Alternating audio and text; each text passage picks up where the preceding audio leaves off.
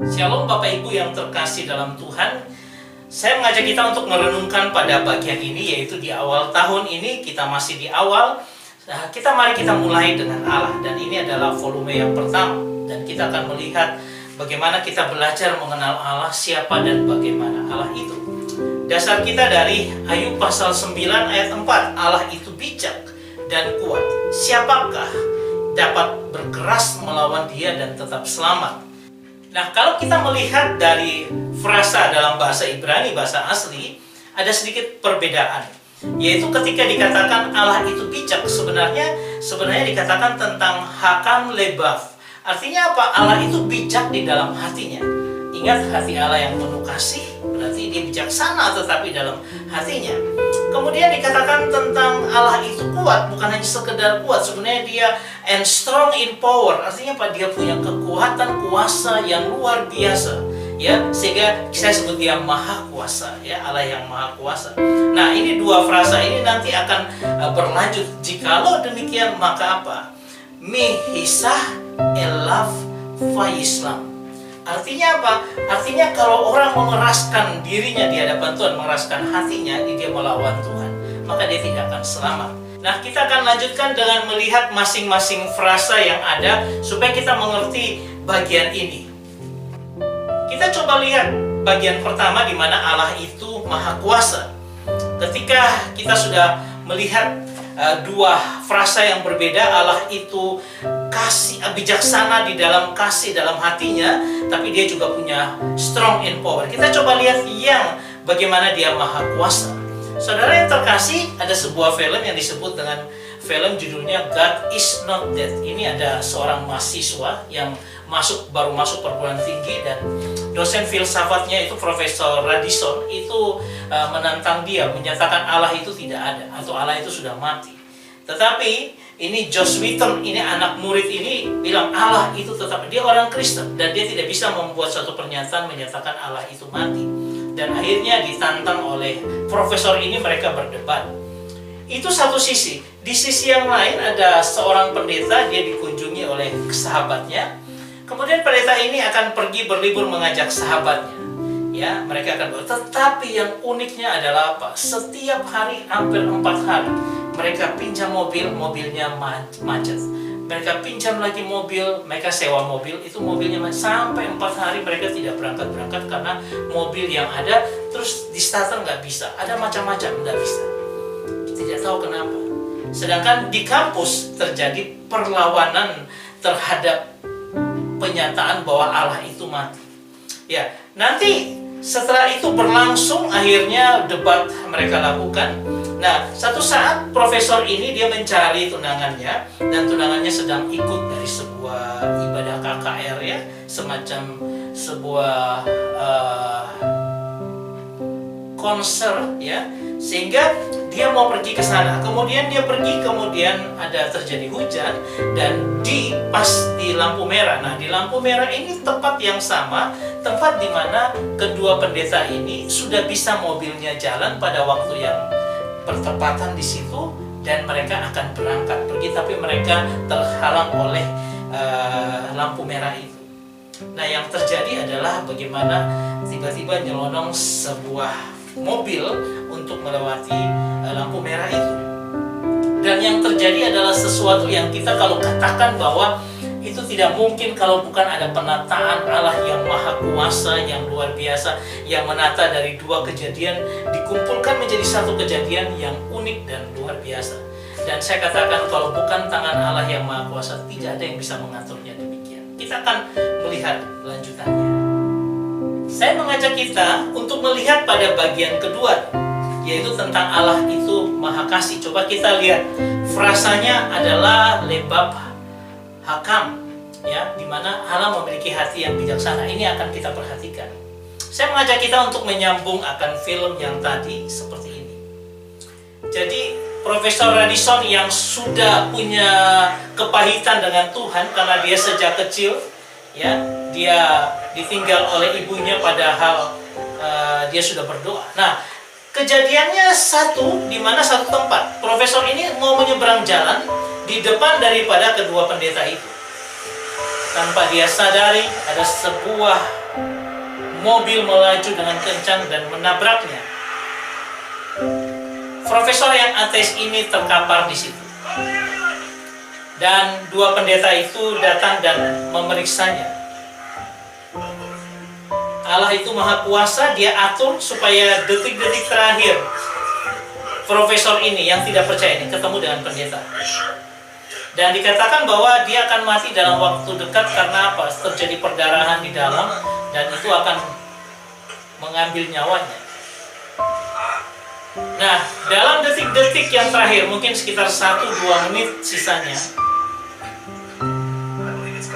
pendeta itu berkata, saya percaya kuasa Tuhan itu dahsyat untuk apa? Mempertemukan mereka.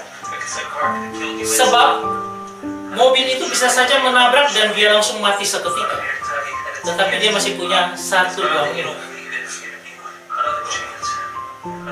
Dan diberikan tantangan, apakah engkau mau menerima tantangan atau sesuatu yang berbeda ketika engkau mendengar tentang Kristus. Kesempatan. Profesor ini sudah belajar firman dari dulu, dari masih kecil.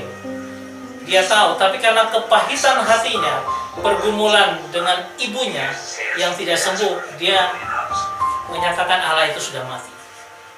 Tapi di saat seperti ini,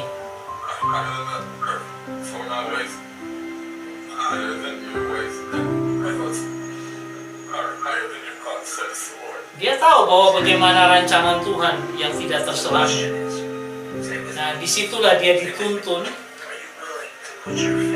Apakah engkau mau menyerahkan imanmu kepada Kristus?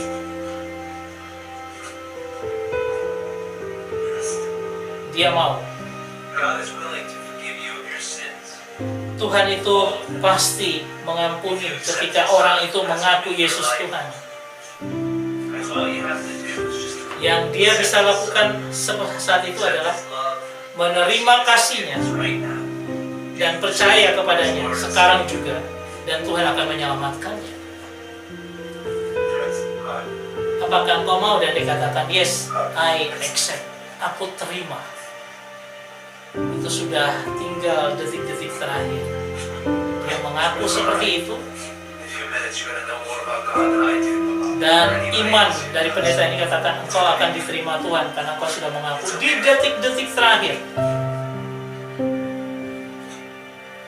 Saudara, rancangan Tuhan, kemahkuasaannya dia lihatkan seperti itu. Tetapi juga dia memiliki hati yang sungguh sangat bijaksana, di mana dia tetap mengambil orang yang detik-detik itu mau mengaku dia sebagai Tuhan. Tuhan bagaimana merancangkan hidup setiap orang berbeda-beda. Dan luar biasa, profesor ini akhirnya mengaku Yesus adalah Tuhan. Nah, bagian yang ketiga seperti apa? Ada orang yang mengeraskan hatinya seperti profesor ini, dan dirancang Tuhan dengan kemahkuasaannya karena hatinya yang bijaksana, yang luar biasa baik, akhirnya menyelamatkan profesor itu. Bagaimana orang yang mengeraskan hatinya? Dikatakan bahwa orang yang mengeraskan hatinya akan terus-menerus dikeraskan dan akhirnya menjadi komplit, dia tidak selamat. Ya, ada orang yang demikian. Nah, ini adalah seorang wanita dengan ibunya. Ya, ibunya ini mengalami demensia, di mana dia sudah tidak ingat anak-anaknya dan sebagainya, hanya ditaruh di panti jompo. Dan ini anak perempuannya, Mina. Anak perempuan ini punya seorang kakak yang adalah Mark, ya, di mana Mark itu orangnya sukses, kaya dan sebagainya. Dia punya karir bagus. Ketika pacarnya yang ada bilang bahwa saya kena cancer, dia bilang, saya tidak terima engkau sudah. Saya punya hidup yang baik, ngapain saya susah dengan urusin kanker? Oh, kamu tidak mencintai aku? Oh, enggak. Kita punya ini kan punya komitmen bahwa kita akan bersama-sama dengan terap-terap yang baik gitu. Semua harus konsekuen. Karena seperti ini diputus.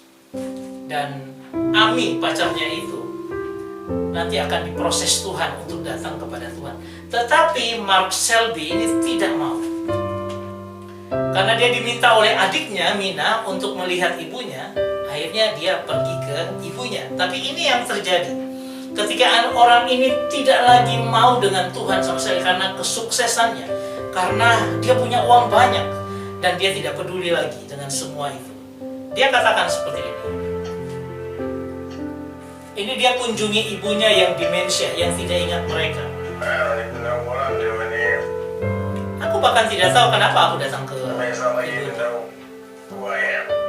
Kau tidak mengenal aku. Lalu dia memamerkan hidupnya kepada ibunya yang dia anggap tidak mengerti. Kau telah berdoa dan percaya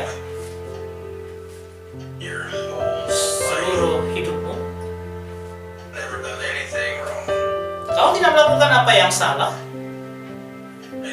Namun dirimu seperti ini, jadi orang yang demensia. Ya. Dia katakan, aku orang yang terbaik yang pernah kau kenal.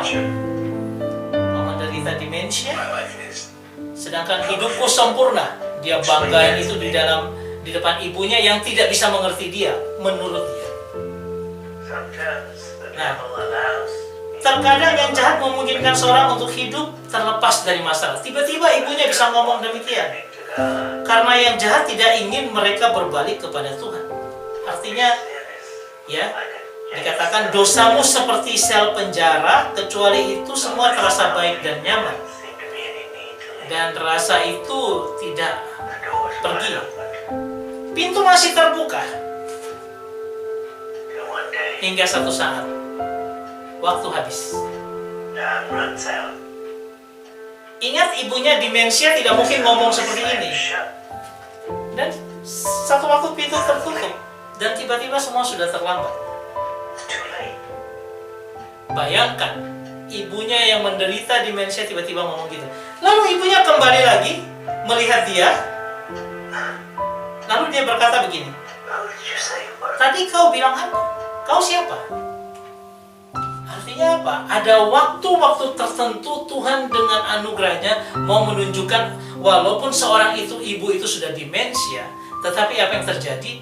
Dia bisa menyatakan kepada anakmu, kamu dalam kondisi yang nyaman dan sebagainya. Hati-hati, karena itu dibawa oleh si jahat, ya, supaya kau tidak mengenal Tuhan. Dan lama-lama pintu terbuka itu lama-lama tertutup dan tidak ada harapan lagi.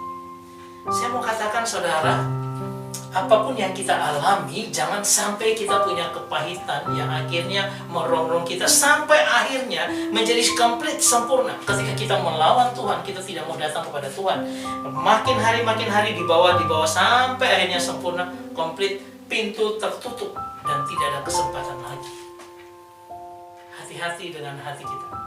Saya katakan, Allah kita itu dahsyat, Allah kita itu kuasanya ajaib, tetapi dia punya hati yang begitu penuh kasih dan bijaksana. Ada kesempatan bagi kita untuk jangan mengeraskan hati kita, tapi datang kepadanya supaya dia basuh dan dia pulihkan kita. Pada bagian yang keempat, kita lihat jaga hatimu supaya apa? Jangan pahit dengan Tuhan. Caranya bagaimana? Adalah dengan kita melihat pengalaman Musa. Musa ini adalah orang yang luar biasa. Tapi apa yang terjadi dengan seorang Musa? Ya, kita lihat filmnya seperti ini. Ini adalah ketika pemberontakan orang Israel, mereka minta air. Musa baru kehilangan Miriam, kakaknya. Panas hatinya melihat ketidakpercayaan orang-orang Israel.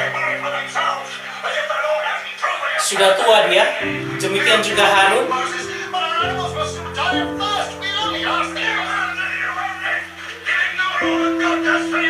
Marah dia, bagaimana mereka tidak percaya kepada Tuhan memimpin mereka, tapi menggerutu terus.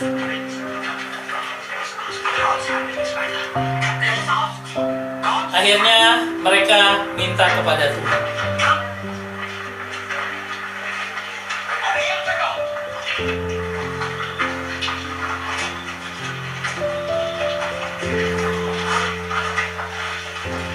Musa berdoa, juga orang-orang Israel untuk minta air.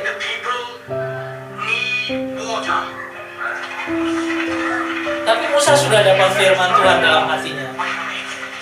Di mana firman Tuhan untuk menyatakan dia berteriak minta kepada gunung batu untuk bisa mengeluarkan air. Mungkin saja Musa sudah berteriak ya, memerintahkan gunung batu untuk mengeluarkan air bagi orang Israel. Tapi dia tidak sabar. Kok tidak keluar-keluar? Yang dia lakukan, dia pakai tongkatnya, dia pukul gunung batu itu.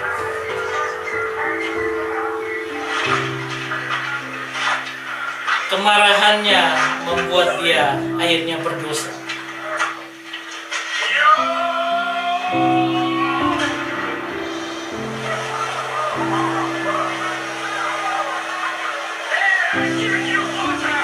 Nah, dia katakan, aku yang memberikan engkau. Lihatlah air itu, seolah-olah jasanya dia, padahal dia melakukannya dengan kemarahan. Dan kita kalau baca di dalam ayat ke-12 ya, dikatakan, tetapi Tuhan berfirman kepada Musa dan Harun, karena kamu tidak percaya kepadaku dan tidak menghormati kekudusanku di depan mata orang Israel, itulah sebabnya kamu tidak akan membawa jemaah ini masuk ke negeri yang kuberikan kepada mereka. Artinya selesai Musa, dia tidak akan masuk Kanaan.